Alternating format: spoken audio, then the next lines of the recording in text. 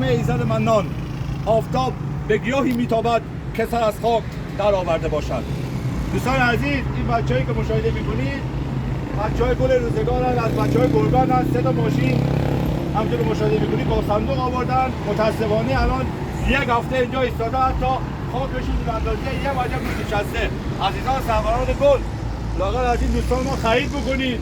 لااقل بدون ما بچه مازندرانیان و بچه بهشهر، بچه گلوگاه، بچه‌های نکا بیان اینجا خرید بکنید. ما ما بچه مازندرانیان رو بخرید.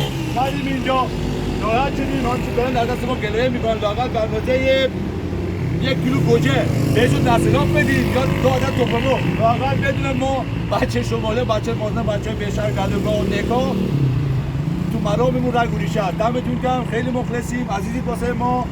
این آقا اسمش چیه داشت؟ آقا رضا. بیاید براش خرید بکنید. حتی گاو صندوق، پول گاو صندوق هم ندارید، لااقل یه پلاستیک دست بزنید، گلبان یه تورم دست بزنید بهش، اینم قبوله.